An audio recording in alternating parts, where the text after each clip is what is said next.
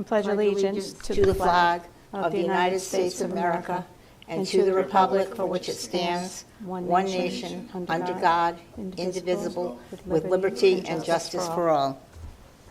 Thank you. Mrs. Mendes, did anyone sign up for open forum? No. Thank you.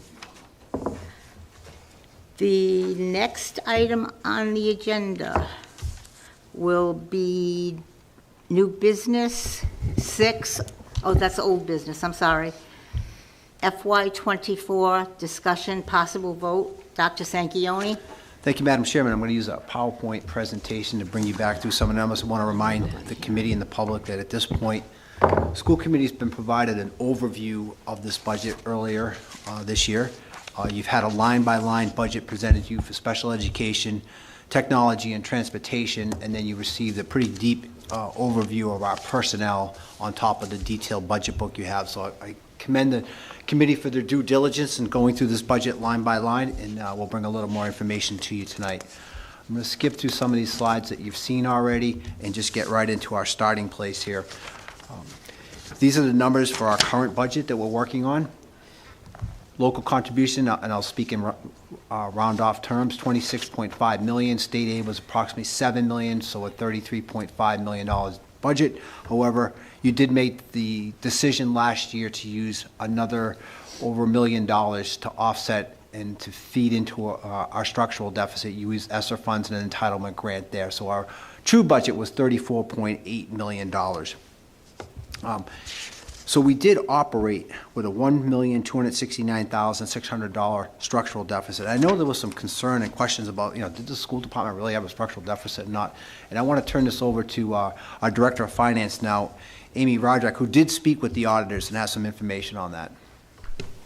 So I spoke with Mary, that's loud, with Mary Sahadi, and she is willing to provide us with either an email or a letter stating that the school has been operating with a structural deficit for the last 4 or 5 years. She too, unfortunately, is under the weather and couldn't get that to us for today's meeting, but she will within the next week or so. Dr. Sanchioni, thank you, Amy. Before we move any further, I do want to make a note of something. We did receive an unexpected increase in state aid subsequent to the adoption of our budget this year in the amount of, in the area of 250,000-ish. So I just want to make that clear, but it did not change our quote-unquote appropriation as our starting point. Absolutely, good point. All right, and just reminding you, and this is the presentation you had from our principals last week. I mean, again, structural deficit money that was used to continue the great things that go on in this school system. Again, just reminding you that you did use $108,497 of ESSER 3 funds to support these positions that have been in our school system. So it is there, and it's great to see that the auditors are willing to recognize that. You mean, is that 1 million? 1 million? The top says 108,497. The bottom says 1,000,080. 1 million, yeah. Some transposing of numbers as these slides. It's supposed to be 1 million. 1 million. Not 108,000. Go right to the bottom there, Mr. Okay, Dakotas. thank you. Just so that people know. And we talk about, I know this slide gets a little difficult to read, a lot of information here. I know the school committee has looked at this. The information on why the school department has a structural deficit is really contained in this slide here when you look at the town contribution over an extended period of time. So if I start at the bottom and work my way up, so right at the bottom there, third column over, you see a 4% increase in our budget, much appreciated, and then the year prior to that, a 3.89%.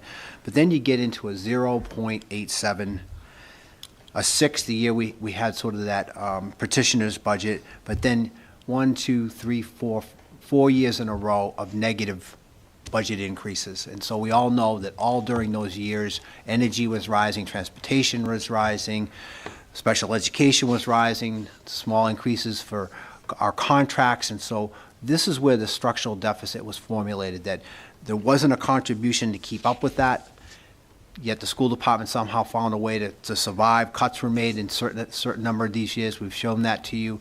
And we've sort of been carrying this $1.2 million budget now for several years, still trying to pay catch up for all those years when the contribution was at a negative number or less than 1%.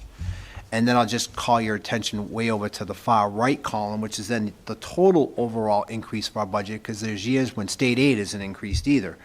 And you can see that last year our budget went up by 4.2%, but look back to the year prior, and even though we had a almost 4% increase from the town, the overall increase was only 1.18 because state aid was cut. And then you can keep going up there and seeing it's, you know, a 0.67, a 5.5, a 1.14, and so forth. So, you know, town contributions, state aid, every time these numbers get adjusted, and most of the time they've been adjusted downward, is really what's been causing this structural deficit. So a little background for you there. To get into this year, you know, we start with that $33,531,278, which is our budget for this year. I'm going to recommend to the school committee tonight that you consider asking the town for a 4% increase, which is $1,061,886. And the difficulty with this right now is that our state aid has been cut by $315,272. So the total increase, although the town could give us $1 million, the total increase is only $746,000, and it's really only a 2.2% increase. So again, it's just going to accentuate that structural deficit that we've been following for a number of years here. So the town appropriation would be the $34,593,164 number. You know, the budget we need is $36,216, and I've talked to you about what that number represents, a level service budget, meaning no new programs, no new staff, just continuing what we're doing this year and moving it forward. The good thing about a budget, it's really easy to understand, and you know that from our budget book. We look forward to presenting this to others who want to look at our budget a little deeper. When you have personnel and benefits in the 51 and 52 account numbers, it's almost 71% of our budget. You have the energy line items there, excuse me, at 3.42% of our budget. Special education at 12.94%, almost 13%. Again, energy, special education, and the next line, transportation, is 7.48%. Those are non-modifiable numbers, right? They're all required. They're things we have to do. Can't change those percentages. Technology comes in at 1.6%. Again, we've given you the line items there. You can go into the expense part of our budget in the budget book, find those line items. They all total up to the numbers we have there. That's 96.13% of our budget. I would say that that's all a fixed cost.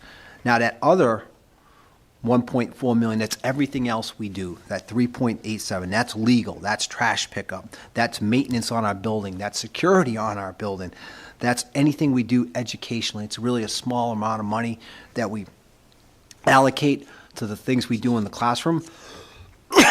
We realize that our people are our greatest asset. We want to preserve our people moving forward. But again, our budget is very lean when it comes to the things outside of what we're really required to do, and you can see it on the percentages that are listed up there. I don't know if this is good news or not. I guess it's a solution. So we're looking at, again, this structural deficit as a result of many years of underfunding and using ESSER funds and filling the gap, and it's about $1.5 million, almost $1.6 million this year. The school committee does have at your disposal a fund balance and a Medicaid account close to what this is. It's, again, I'm sure a discussion we'll have later on in the year to see if you want to allocate those funds over to really prevent any drastic cuts. To understand our budget at a higher level, and again, it's really an easy budget to understand. It's 71% people and benefits, and the other rest is expenses. So when you look on the personnel side, I sort of outlined this for you here. We're operating right now at 23, almost 24 million. We're asking for 25.6, and what's driving that $1.6 million increase? It's contractually steps, contractually lanes, funds set aside for non-contract employee increases, the positions funded by ESSER 3, the positions that we don't want to cut, and then an increase in benefit expenses. So all those line items there are critical to our success moving forward. They really, represent things that we have to do. But it makes our 71% of our budget, I think, really easy to understand. You move into that other 29% of our budget, that's everything else we do. That's all of our non-personnel expenses. And here you can see we're looking to increase it by $741,638, 7.151%. And that's really locked into some contracts that we have, and I'll show that to you here. Statewide transportation, regular transportation, and the column there, that 44,000, that's the increase. That's not what we spent on it. You can see the increase that we're predicting for energy, for technology, and everything else, liability insurance, the SRO, tuition, supplies, everything else there. So when you think of a budget of $33,741,638 is really a modest request in the expense category, considering that it's going to transportation and energy, things that, we're required to do. And I want to sort of close from the numbers now and talk about, this is a school system, and when I look at a budget, it's a plan to educate 1,800 students.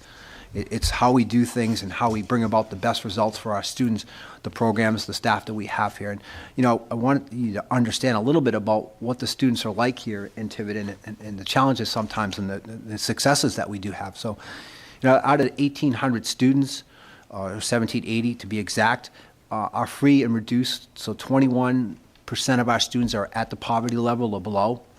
14% of our students are considered minorities. 1955 to almost 20% of our students require special ed services. Another 7% are on a 504 plan. A little less than 1% don't speak English when they come to us. 0.22% are homeless, and 1.46% are from military families. And each one of those categories represent something that we need to do for students to allow them to become successful, and that's what that budget request that we have here is bringing to you. And when we are funded appropriately, when we do have the revenue that we need, we really can produce great results for our students, and I'll share a little bit of that with you. We've been working on this graduation rate for years, and we realize that at this day and age, all students have to graduate. It's a necessity, and we can't give up, and we have to find ways, and you can see we're very proud to display this to you, that over the years, we've taken the graduation rate from 85% right up to 100%. And that's through a lot of effort of programming and staffing, and a lot of kudos go to our administration and our teachers to get us there. I also want to say, I know these charts are going to get a little blurry here, but this chart represents the state level of students going on to post-secondary education pre-pandemic. And so this is the state of Rhode Island, and you can see the drastic reduction. This is students going on to post-secondary education. So it goes from 69 to 64 to 62%. And then in Tiverton, we just defy the odds. And we go from 72 to 69 to 74. So while the rest of the state is dropping, we're increasing our grad rate and increasing the number of students going on to post-secondary education. And I think part of that is because we stayed open. We didn't close down during the pandemic. We recognize that this community counts on its school system to stay open. Working class families need us to be there for our students, and when many districts are doing hybrids and all types of other educational systems, we said, no, we're going to open, and we stayed open, and I think we provided a great education for our students, and we're seeing that in some of these results. One of the things that the pandemic did do to us, though, is it did increase our absentee rates. And I'll share this with you here. The high school's in black, the middle school's in red, and the elementary's in blue. And you can see the big spike there. Students coming back from the pandemic. We certainly had a lot of students who still had COVID and had to take those mandatory quarantine days and a lot of other reasons. And the rates skyrocket, and this is represented in the state as a whole. And so when we analyzed those results, we thought, wow, we got to put some things in place to overcome that, right? And that's where the ESSER funds were used. That's where some carefully budgeted programs. And you heard about this program last week, and I want to continue to show it as what a great success for our school system. So it's the middle school bridge program, and we got this amazing quote from a doctor over at Bradley Hospital who was working with us and goes across the state and is looking at programs for students who are having trouble coming back to school and staying in school, and she just commends us at a very high level for what we're doing there. And I know Principal Zatoli shared this slide with you last week, but I'll just call it to the light blue category there, where on a certain date when this was taken last year, students had missed 3,105 days. And, excuse me, that's this year. And in the green, is 4,174. In essence, what this is saying to you is that the middle school has had students come to school for 1,069 more days than they did last year. And so their attendance is tracking on such a high level, and we know that's going to show up in our results. And again, it's just the programming that we have in place to help do that, and it's the program that we don't want to see the school system lose. I'll share some other data with you. You've seen this from our RICAS results. And again, this is a testament of us staying open during the pandemic, providing high-quality education to our students. And so this is our third grade ELA scores. You can see our three schools there are performing as well as any other district in the state. And that, again, replicates itself in mathematics. And we go to fourth grade, and we're seeing, again, very solid scores there in fourth grade, and fourth grade ELA and fourth grade math. And all that translates into one of our schools being recognized, the Fort Barton School, as a Blue Ribbon School, which is, one of the best schools in the country. And so I'll just close by saying, it's not a budget, it's a plan to educate 1,800 students, and when we are supported and when we are budgeted appropriately, we can produce great results. I guarantee these results will continue to replicate themselves if we continue to have the staff and the program that we're requesting in this budget for FY24. So we'll pause and take your questions. Does anyone have any questions? Mrs. Farnworth?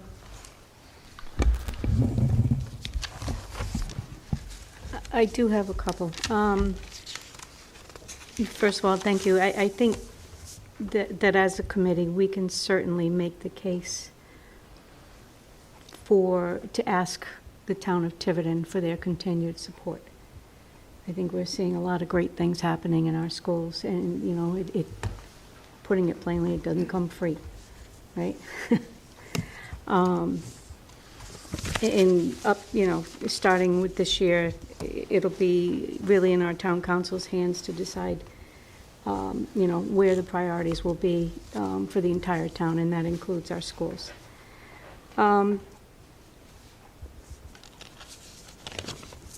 At some point, I do want to give the others an opportunity to ask if they have any specific questions, because I know we went through this in quite a bit of depth when we met on that weekend, and I know you guys weren't able to be there that day.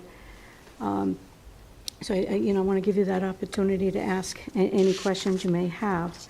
I do want to have a little bit more of a discussion over state aid.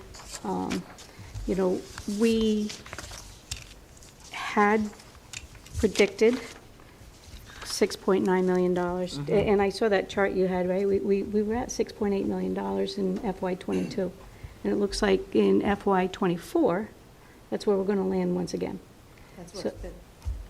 That's what's been proposed by the government, Right, correct? Right, and it looks like,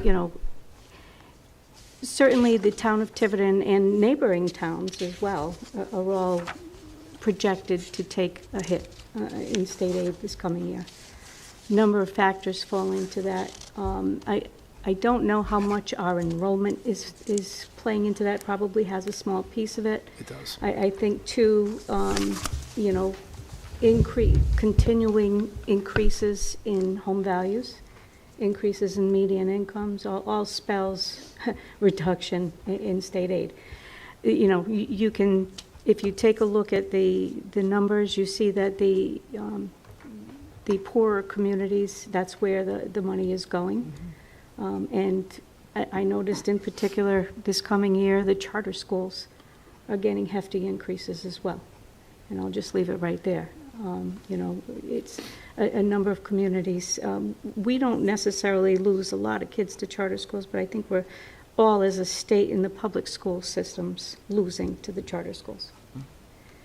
I do have a question on, Peter, on the slide you had with the total request. We may need to talk about that a little bit more. I agree with your appropriation amount. I agree with your, calculating it out, 4% request from the town, the $1,061,000. I agree with your state aid decrease. I'm not sure where you came up with the 34,593. And unfortunately, that's the number that's the golden number. That's the sum of the 33.5 and the 1,061,061. 335. The 33.5 plus the 1,061,061? Let me just recheck it, okay?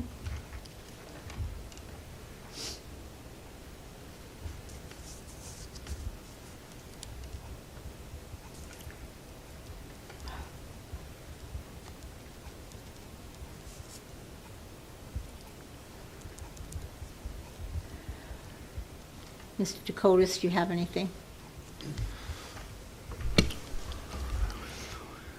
So I don't have any questions, but the comments to the public, if there's anyone watching this besides Dave out here, hi Dave, thanks for coming, would be the review that Dr. Sanchioni gave about the years when the increases were, close to $1. And I mean, when you look at the grand scheme of things, out of 7 or 8 years, there's only really been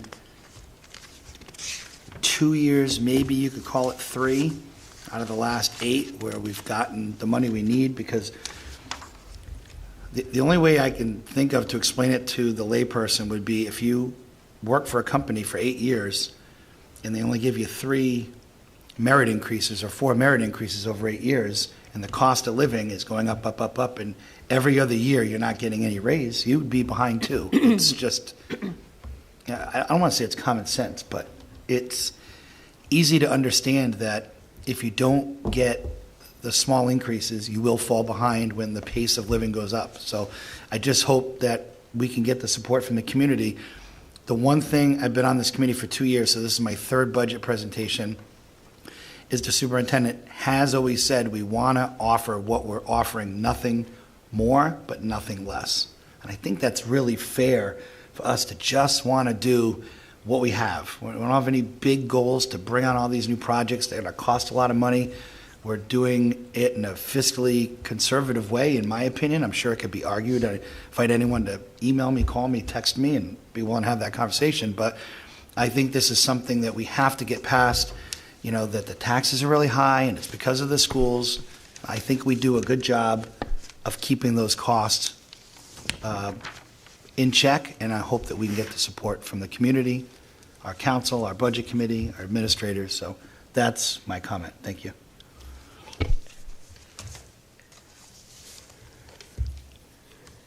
Anyone in the audience like to make a comment or have a question?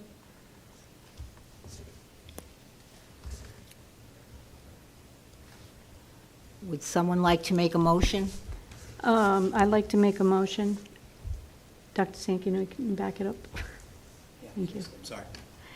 I'd like to make a motion for us to request from the town of Tiverton an appropriation for fiscal '24 in the amount of $34,593,164, which represents a 4% increase from the town contribution. Do I have a second? I'll second that motion. Mr. Dakotas, vote. So no discussion on that, correct? We're good, Diane, for a vote? I am good. I do have one more question. We won't close the agenda item after the vote, but You got another question? it's irrelevant. Go ahead. So, okay, so I vote yes. I vote yes. Yes.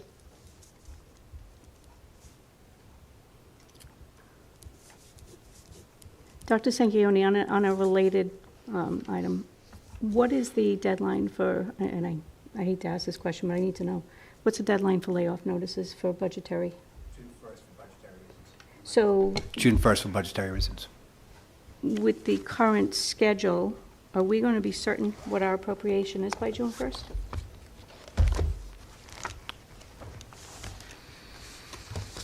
I used to know this stuff by heart when it Right. was the vote, but now I'm not sure. Because it used to be like third. Yep.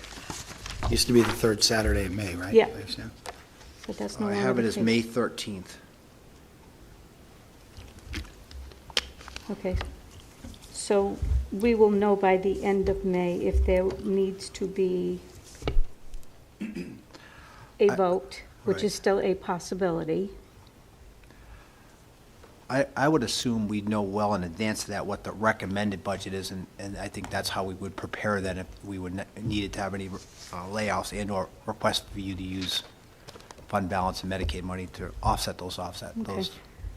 And could I also put in a request on the fund balance topic? I know we did audit out at 1,071,000. We've also taken a couple of votes to commit funds out of the fund balance already. I know we did for the van. I believe we did for the van, and I think a couple weeks ago we did for sports as Van was, well. that was It was a a vote. reimbursement, yeah, but it didn't come out of fund balance. Where was it gonna be? They came out of the FEMA reimbursement? reimbursement. FEMA, okay, Yeah. okay. So, do we have any other votes besides the sports we took a couple weeks ago that we've taken from that fund balance? No. Okay. No, and the We- sports were like 8,000 total, I think. Yeah, no, I realize that, but I do think that, when the day comes that we have to look at this, we need to have a real clear picture of what the audited amount was and any commitments we've made.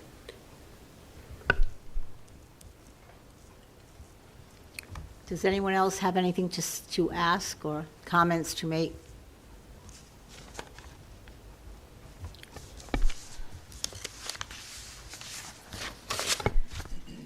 The next item on the agenda is number 7, future meeting dates / agenda topics. Madam Chair, that has certainly changed since we produced this agenda after talking to Dr. Locken and a few others. Your next meeting right now is scheduled for Monday, March 27th. That the 20th was going to be canceled because the legislators could not make that day, but they did articulate to us that they could make Monday, March 27th. Which would be in place of Tuesday, the 20th. The 20th, yeah, then you would, So we're just taking the 20th off, we're bumping back the 28th to the 27th, and that'll just be a action-packed agenda. if that's, your meetings, but that's what what Dr. Lockaway Yeah. had spoken about. Okay. I'm good on that. The next item is possible executive session. Could I have a motion to go into executive session under, put my glasses on, RIGL 42465A2, negotiation update, Council 94. So moved. Second, A vote, Mrs. Farnworth, yes? Mr. Dakotas, Yes. and I'm a yes. We are now in executive session.